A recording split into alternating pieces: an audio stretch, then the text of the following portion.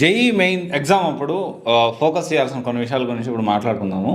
జనరల్‌గా ఏంటి అంటే జేఈ ఎగ్జామ్ అప్పుడు చాలామంది ఏం ఆలోచిస్తారంటే జేఈ ఎగ్జామ్ ఇప్పుడు నాకు తెలిసి నవంబర్‌లో ఉంటుంది. సో, జనరల్‌గా ఇయర్లీ 2 టైమ్స్ ఉంటుంది. అయితే దీనికి సంబంధించి ఫస్ట్ ఆఫ్ ఆల్ మనం ఎప్పుడో జేఈ ఎగ్జామ్ ఏదైతే అప్లై చేసినప్పుడు డాక్యుమెంట్స్ అనేవి చాలా జాగ్రత్తగా ప్లాన్ చేసుకోవాలి. ప్రతి డాక్యుమెంట్‌ని.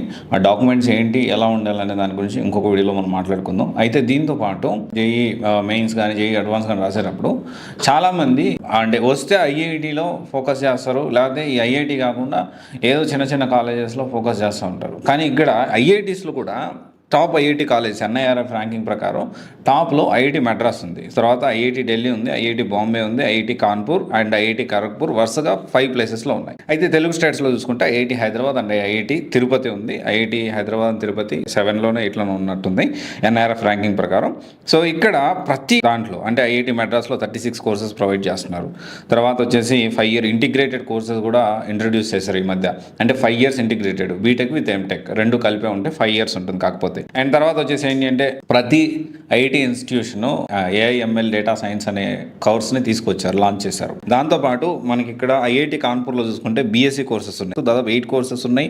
ఐఐటి ఖరగ్పూర్లో కూడా, ఐఐటి బాంబేలో 26 కోర్సెస్ ఉన్నాయి. సో ఇలా ఒక ఇన్స్టిట్యూషన్లో ఒక ఐఐటి కాలేజెస్లో మల్టిపుల్ కోర్సెస్ ఉన్నాయి. చాలామంది ఏమనుకుంటారంటే ఐఐటీలో సీట్ వస్తే చాలు అనుకుంటారు. కానీ నేను ఏమంటున్నానంటే ఐఐటీలో సీట్ రావడం ఎంత ఇంపార్టెంటో ప్రజెంట్ ట్రెండ్కి తగ్గట్టు అలాంటి రిలవెంట్ సంబంధించిన కోర్సు ఏదైతే ఉందో, ఇప్పుడు ఎగ్జాంపుల్ ఎవరైతే జేఈ ప్రిపేర్ అయ్యి జేఈ అంటే కాలేజెస్ సెలెక్ట్ చేసుకునే విధానంలో కరెక్ట్గా సెలెక్ట్ చేసుకోకపోతే ఖచ్చితంగా చాలా ఇబ్బందులు పడతారు.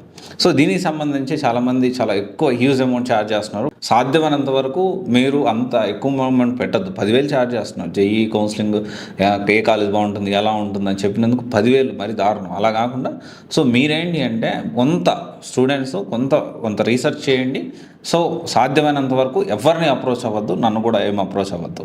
అయితే ఇంకొక విషయం వచ్చేసి ఏంటి అంటే జేఈ మెయిన్స్ రాసేటప్పుడు ఎన్ఐటి, త్రిబుల్ ఐటీ, జిఎఫ్టిఏ కాలేజెస్ ఉంటాయి. ఇవన్నీ ప్రయారిటీగా పెట్టుకోండి. వీటి తర్వాత చాలా కాలేజెస్ ఉంటాయి, డీమ్ టు యూనివర్సిటీస్ అని. సో మళ్ళీ ఇండివిజువల్గా ఎగ్జామ్స్ ఉంటాయి. ఇవన్నీ కూడా మనం ప్లాన్ చేసుకోవాలి. అలా కాకుండా జేఈ మెయిన్స్ రాసాము, క్వాలిఫై కాలేదు, లేకపోతే జేఈ రాసాము, కష్టపడ్డాము, వర్కౌట్ కాలేదు, ఎంసెట్ రాసేసి ఆంధ్ర ఏపీ అయితే ఏపీ ఎంసెట్ రాసి, తెలంగాణ అయితే టీఎస్ ఎంసెట్ రాసేసి ఏదో ఒక కాలేజీలో ఏదో ఒక బ్రాంచ్ తీసేసుకొని జాయిన్ అయిపోతే ప్రజెంట్ ఉన్న సిచ్యువేషన్లో జాబ్ రావడం కష్టం. ఇదైతే ఖచ్చితంగా ఆలోచించండి.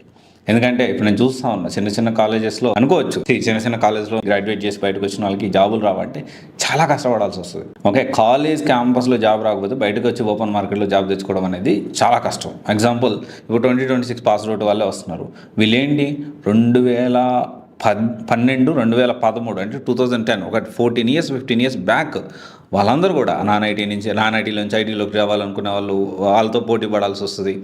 ఓకే, గవర్నమెంట్ జాబ్ ప్రిపేర్ అయ్యి మళ్ళీ ఐటీలోకి రావాలనుకున్న వాళ్ళతో పోటీ పడాల్సి వస్తుంది. మళ్ళీ ఈ ఎవ్రీ ఇయర్ మళ్ళీ 25, 24, 23 ఈ ఫ్రెషర్స్ వీళ్ళతో పోటీ పడాల్సి. ఇంత ఓపెన్ మార్కెట్లో కాంపిటీషన్లో జాబ్ తెచ్చుకోవడం అంటే కొంచెం కష్టమైన విషయమే. ఒకరికి మించి ఒకరి స్కిల్స్ నేర్చుకుంటూ మనం ముందుకెళ్లాల్సిన అవసరం ఉంటుంది. సాధ్యమైనంత వరకు రైట్ కాలేజ్ సెలెక్ట్ చేసుకోండి. సో ఈ 10,000 కట్టి గైడెన్స్ తీసుకోవడం మాత్రం కరెక్ట్ కాదు. మీరు ఆలోచన చేయండి, కొంత రీసెర్చ్ చేయండి. మీకు అర్థం కాకపోతే మన టీం హెల్ప్ చేస్తాము. 10,000 అయితే మేము ఛార్జ్ చేయము. సో మనం హెల్ప్ చేస్తాం, దానికి సంబంధించి మీరు ప్లాన్ చేసుకోవచ్చు. కానీ కొంచెం ప్రాపర్గా ప్లాన్ చేసుకోండి. ఈ జేఈ ఏదైతే ఉందో ఇంటర్వ్యూ జేఈ జాయిన్ అయ్యేటప్పుడు కూడా మంచి కాలేజ్ సెలెక్ట్ చేసుకోండి.